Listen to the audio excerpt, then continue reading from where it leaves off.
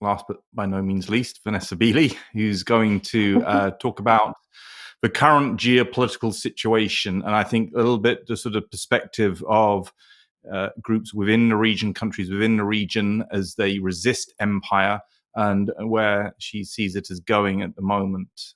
Over to you, Vanessa. Thank you so much, Piers, and I feel extremely privileged to be in such good company. I'm probably going to cross over definitely with Aaron on the clean break, so I'll skip over that a little bit, and I'll probably complement what Atif and Richard were saying.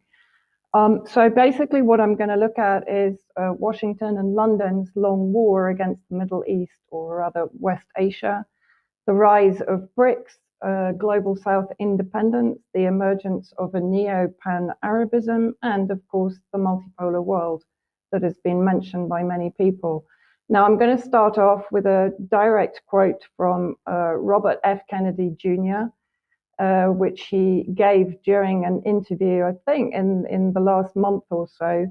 And I think for me, it encapsulates exactly what Israel actually represents to the US. And it's quite rare for any American politician to be quite so overt in their opinion. So I'll start the quote. Israel is critical, and the reason it's critical is because it is a bulwark for us in the Middle East. It is almost like having an aircraft carrier in the Middle East. It's our oldest ally. It's been our ally for 75 years. It's been an incredible ally for us in terms of the technology exchange, and building the Iron Dome, which we have paid a lot for, has taught us enormously about how to defend ourselves against missile attack. That military expenditure, 75%, goes to US companies under the agreement, under the MOU. If you look at what's happening in the Middle East now, the closest allies to Iran are Russia and China. Iran also controls all of Venezuela's oil. Hezbollah is in Venezuela. They've propped up the Maduro regime, and so they control that oil supply. BRICS, Saudi Arabia is now joining BRICS, so those countries will control 90% of the oil in our world. If Israel disappears, the vacuum in the Middle East, Israel is our ambassador, our beachhead in the Middle East. It gives us ears and it gives us eyes in the Middle East. It gives us intelligence, the capacity to influence affairs in the Middle East. If Israel disappeared, Russia and China would be controlling the Middle East and would control 90% of the world's oil supply, and that would be cataclysmic for US national security. Pretty much says it all right there. And so therefore that really shapes what I'm going to continue saying in the presentation. So basically it's about the reshaping of the Middle East, which has been an ongoing colonial project for more than a century, including the French-British Sykes-Picot partitioning of the territory, the British creation of the Zionist colonialist settler state after the Balfour Treaty in 1917, which facilitated the European settler land grab from Palestinians until the UN partitioning of Palestine in 1947 in favor of the Zionists. And then, of course, the 1948 Nakba, the ethnic cleansing of more than 750,000 Palestinians from their land with no right to return. In 96, as Aaron mentioned, there was the Clean Break Doctrine, a new strategy for securing the realm. Now, interesting elements of that doctrine included working closely with Turkey and Jordan to contain, destabilize, and roll back some of its most dangerous threats, which included Syria. Israel should seize the strategic initiative along the northern borders by engaging Hezbollah, Syria, and Iran as the principal agents of aggression in Lebanon, according, of course, to Israel. Direct attacks would be enabled on Syrian territory and against Syrian targets in Lebanon, a move to contain Syria and to curtail its alleged weapons of mass destruction program. Plans included the removal of Saddam Hussein, as Aaron mentioned, to weaken Syria's position in the region and to strengthen Jordan as Israel's ally. As special consultant, US Presidents Nixon, Ford, and Reagan, Pat Buchanan, put it in the document, in the strategy, Israel's enemy remains Syria, but the road to Damascus runs through Baghdad. Then we have the map of the new Middle East. This map was prepared by Lieutenant Colonel Ralph Peters and published in the Armed Forces Journal in June 2006, and it was made widely available to the public.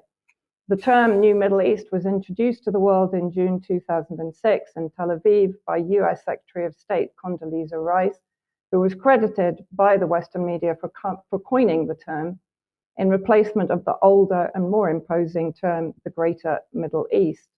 Renowned author and historian Mahdi Nazem Roya said this announcement was a confirmation of an Anglo-American Israeli military roadmap in the Middle East. The project, which has been in the planning stages for several years, consists in creating an arc of instability, chaos, and violence extending from Lebanon, Palestine, and Syria to Iraq, the Persian Gulf, Iran, and the borders of NATO garrisoned Afghanistan. An article very recently in June 2023 in Jerusalem Post is headlined, "Israel is well positioned in the new Middle East." Israel announced a massive success in defense exports, a record 12.5 billion with Abraham Accord countries, accounting for nearly a quarter of those deals. And those countries at the time being include Egypt, Jordan, UAE, Bahrain, Sudan, and Morocco, which is effectively a normalization of relations with Israel. There's also an important reference, which I think Atif mentioned, to the India, Middle East, Europe Economic Corridor, the IMEC, which is designed to compete with the Chinese Belt and Road Initiative. And we can see the map, if it will move forward. Yes. Which, as I said, links Mumbai through Dubai, Riyadh, Al Haditha, Haifa, and into Europe through Piraeus in Athens, in Greece. And then, of course, we have the infamous Oded-Yinon plan for Greater Israel, the Israel of Theodor Herzl, 1904, and of Rabbi Fishman, 1947. To a large degree, we've entered a new stage in the 75 to 100-year Zionist plan for Palestine, appropriation of the entire territory and final ethnic cleansing of what appears to be all Palestinians from the West Bank and Gaza, resettlement in the Sinai in Egypt and elsewhere, as we heard also, I think, from Atif. In January 2023, Netanyahu said, "These are the basic lines of the national government headed by me. The Jewish people have an exclusive and unquestionable right to all areas of the land of Israel. The government will promote and develop settlements in all parts of the land of Israel, in the Galilee, in the Negev, in the Golan, Judea, and Samaria." The Greater Israel Project is an integral part of US foreign policy, the new Middle East, to expand US unipolar supremacy through the fracturing and balkanization of the Middle East. It is supported by NATO and largely by Saudi Arabia. In March 2023, Israel's far-right finance minister, Bezalel Smotrich, caused regional uproar when he presented the map of Greater Israel at a conference in Paris, during which he also claimed there is no such thing as Palestinian people. The map showed Jordan and the West Bank within Israel's borders. The timing of October 7th events in relation to the imminent normalization between Saudi Arabia and Israel is also important to note. From Netanyahu's perspective, this rapprochement was a means to increasing Israel's foothold in the Middle East and confronting Iran. It would also have been a mortal wound for Palestinian justice and resistance movements. Under Trump in 2017, Washington declared support of the Zionist illegal settlements, recognized Jerusalem as the capital of Israel, and Israeli sovereignty over the Syrian Golan territories unlawfully annexed in 1967. Under Biden, there has been some shift in the narrative, but Washington endorses the Israeli annexation of the entire Jordan River Valley and the illegal settlements gradually consuming the West Bank. The Oded-Yinon plan operates on two essential premises. To survive, Israel must, first of all, become an imperial regional power, and two, must affect the division of the whole area into small states by the dissolution of all existing Arab states. The Zionist strategy is that sectarian states would become incorporated into Israel's sphere of influence and would provide Israel with regional and moral legitimation. Very recently, Israeli Defense Minister Yoav Gallant made it very clear that Israel has no choice but to pursue victory in order to survive. He said, "The feeling that we will soon stop is incorrect. Without a clear victory, we will not be able to live in the Middle East." So this has become effectively an existential battle for survival between the Palestinian people and Israel, and in the larger picture in the region. Netanyahu, of course, needs victory in order to ensure his personal political survival and to avoid prosecution for corruption. Bearing all this in mind, we can better understand the reaction of the region to the events that began on October the 7th. It is fully understood by the countries of the resistance axis that include Lebanon, Syria, Iraq, Iran, and Yemen, that the US and Israel are seeking escalation in order to achieve their goal of destabilization and balkanization of the enemy states, to put, of course, as Kennedy describes, the military garrison, which is Israel in the Middle East. So I'm going to look now at the escalation and provocation by US and Israel since December 2023. Of course, it's been ongoing since October the 7th, particularly in the northern occupied territories on the border with Lebanon, but also in multiple aggression against Syria by Israel. On December the 25th, the house of the commander of the Iranian Revolutionary Guards in Syria, Brigadier General Razi Mousavi, was targeted by Israel in the residential area of Sayyida Zainab, southern Damascus. It's also a busy pilgrimage area for Shia Muslims, and at that time, on Christmas Day, was packed with civilians. One of the longest serving IRGC officers in Syria and a close friend of Qasem Soleimani, assassinated in January 2020 under the Trump administration. Mousavi was responsible for supporting the resistance fronts in Syria and the training of Palestinian resistant factions inside Syria. Israel regularly targets Syrian Arab army positions. We are actually expecting an attack tonight, so if you hear anything incoming, there's nothing I can do about it. If they do come in relatively close to me.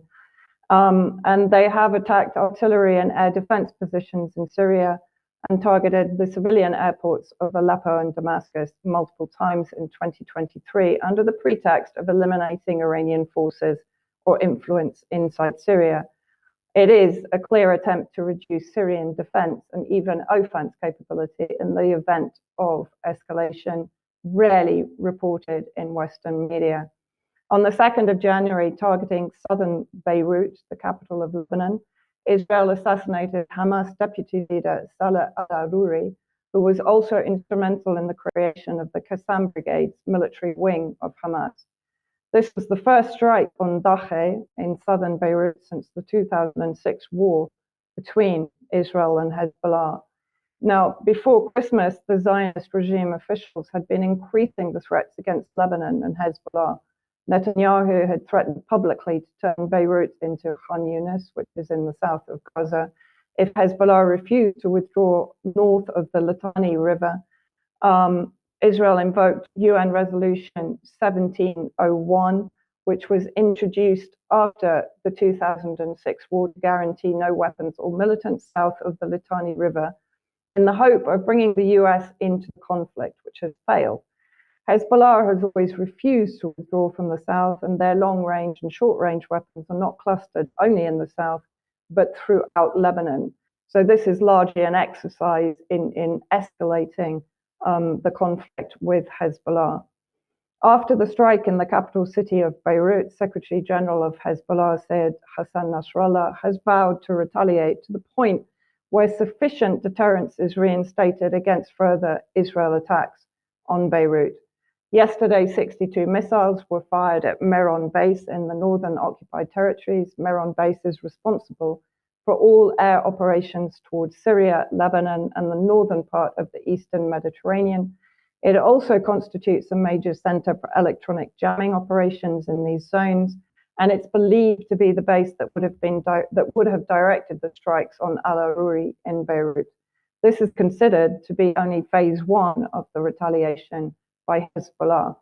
Lebanon itself has filed a complaint to the UN Security Council over the killing of al-Aruri, calling it the most dangerous phase of Israeli attacks on the country. Local journalist writing for the Cradle media, Hassan Ilaik, Tel Aviv's assessment of war with Lebanon is based on its reading that Hezbollah wishes to prevent a major confrontation at any cost. Not only is this calculus wrong, but it also has muddled the Israeli minds to the point where this may itself lead to the outbreak of a destructive war between the two sides. Ilaik also points out that we've had three stages so far of the Zionist aggression against Gaza in particular, but I would also say against West Bank. So stage one is the obliteration of northern Gaza, which Atif has referred to, the slower destruction of the West Bank. Stage two is the occupation of strategic areas of southern Gaza, which is supposed to be the safe zone, of course, where more than 1 million displaced Palestinians have been forced to gather in appalling conditions and still under Zionist bombardment. The IOF withdrawal from Gaza in the north does not signal the end of the war on Gaza. Many regional analysts believe that reducing the pace of the ground war in Gaza is a prelude to an Israeli war on Lebanon, and we're certainly seeing an escalation on the northern occupied Palestine front, where an estimated 230,000 Zionist settlers have been forced to flee the settlements on the border with Lebanon. There's a belief that Israel is implementing a US decision to push the war into a third phase before the end of January 2024. This requires the war to be lower in intensity to distract from the mass slaughter and brutal ethnic cleansing of civilians in Gaza, and of course coincides with the case that's being brought into the ICJ by South Africa. On the 3rd of January, a terrorist attack was carried out in Tehran, in Iran, targeting civilians at the burial place of Qasem Soleimani on the 4th anniversary of his assassination. More than 173 were injured and 84 killed in the attack. ISIS has officially taken responsibility, but as it's well documented that the terrorist group is a proxy both of the US and an asset for Israel in the region to a large degree, it does raise the question as to whose hands were actually behind the attack. Finally, on the 4th of January, the US targeted the deputy head of operations of the Popular Mobilization Forces, the PMU, in Baghdad. Haj Mushtaq Talib al-Saidi was killed in the strike on PMU headquarters in eastern Baghdad. One other was killed in the attack and 6 injured in the drone strike. The US claimed it was in retaliation for the Islamic resistance of Iraq attacks on US military bases in Iraq and Syria, which the bases in Syria, of course, are illegal under international law. There have been 118 attacks by the Islamic resistance since October the 7th. So in 10 days, the US-Israeli alliance has struck targets in Damascus, Beirut, Baghdad, and Iran. So I'm just going to bring back the map of Syria. This is a relatively old map, probably about a month old, but I just wanted to point out that Syria's position in the resistance axis is particularly fragile, with the US triggering attacks by ISIS from the Al Tanif base, which is in the southeastern section of Syria.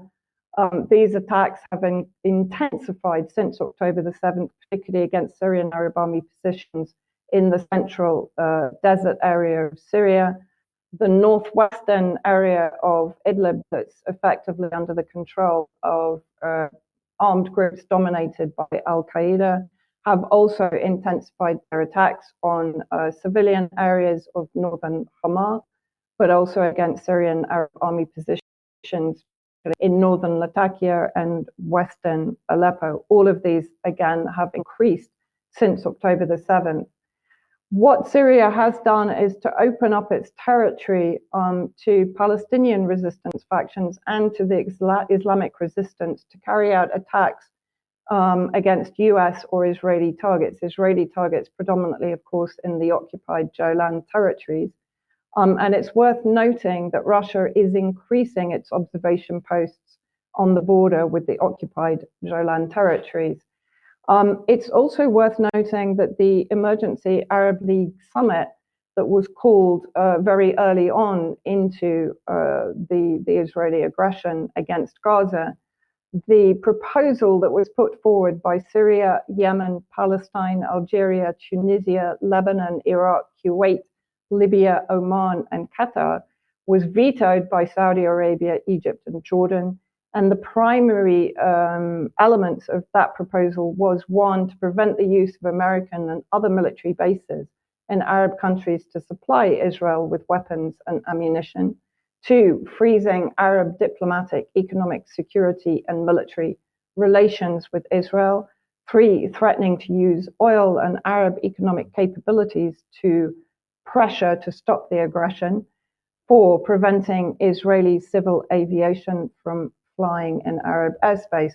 So that very strong proposal was effectively vetoed and watered down by the countries that have or are on the verge of normalization with Israel. Finally, I want to come to Yemen, where there is also an area of increased tension, bringing the US alliance closer to Iran or to conflict with Iran and closer to confrontation with Yemeni forces, or Ansarullah, a coalition resistance movement and the de facto government of Yemen, often described in Western media rather euphemistically as the Houthis. What I describe as the coalition of the unwilling put out a joint statement. Now, the coalition now consists of the US, Australia, Bahrain, Belgium, Canada, Denmark, Germany, Italy, Japan, Netherlands, New Zealand, Republic of Korea, Singapore, and of course the UK. Now, I think a wording of part of their statement, they made it very clear what their priority actually is here. It's the loss of 15% of global seaborne trade, which passes through the Red Sea, including 8% of global grain trade, 12% of seaborne traded oil, and 8% of the world's liquefied natural gas trade. International shipping companies continue to reroute their vessels around the Cape of Good Hope, adding significant costs and weeks of delay to the delivery of goods and ultimately jeopardizing the movement of critical food, fuel, and humanitarian assistance throughout the world. 15% of world trade passes through the Suez Canal. The Africa route around the Cape of Good Hope is 60% more expensive, according to some analysts, and 2 weeks longer, or 3 weeks, as Atif mentioned. The inevitable knock-on effect will be an increase in energy prices, already hiked as a result of the NATO proxy war in Ukraine. And there's also predicted to be a shortage in energy and grain supply. The Northern Sea route, of course, is controlled by Russia, which currently is effectively at war with NATO and the EU in Ukraine.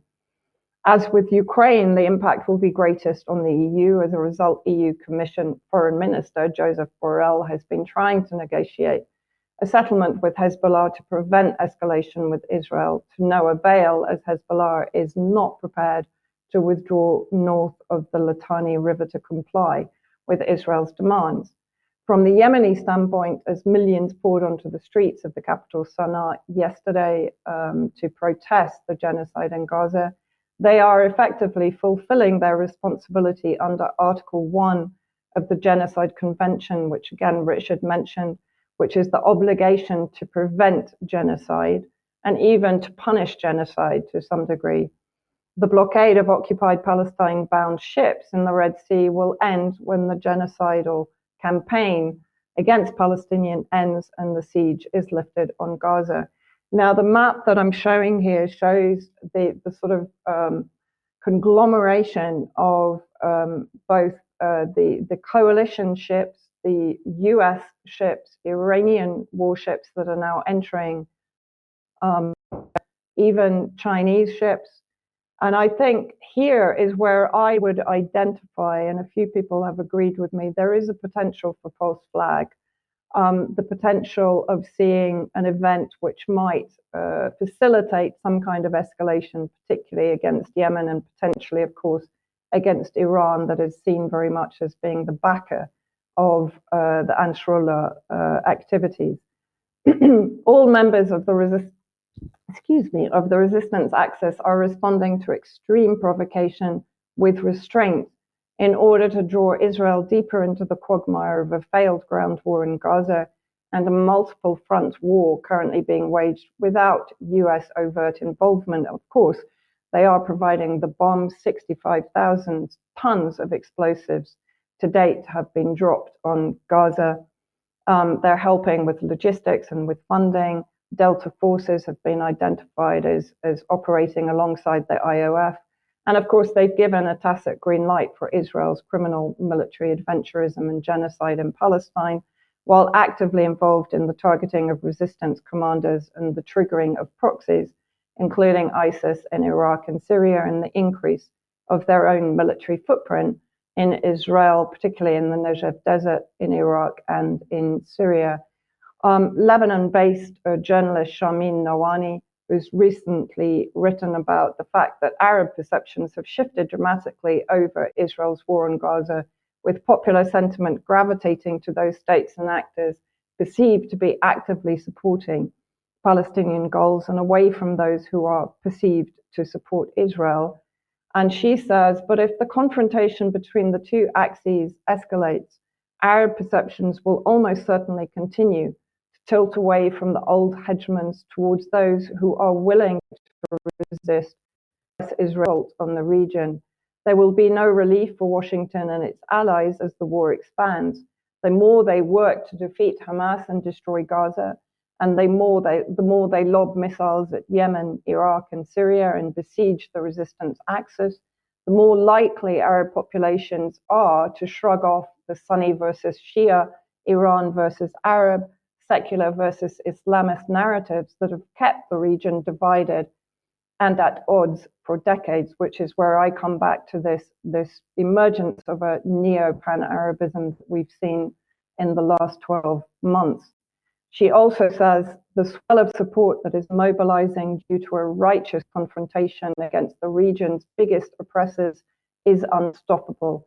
Western decline is now a given in the region, but Western discourse has been the first casualty of this war. And I will end there with some positive news, I hope. Thank you, Vanessa, for that fascinating overview of what is happening. Well, not really an overview, a lot of detail in there, but clearly we're at a very, very dangerous juncture at this point in time, which we'll possibly come back to.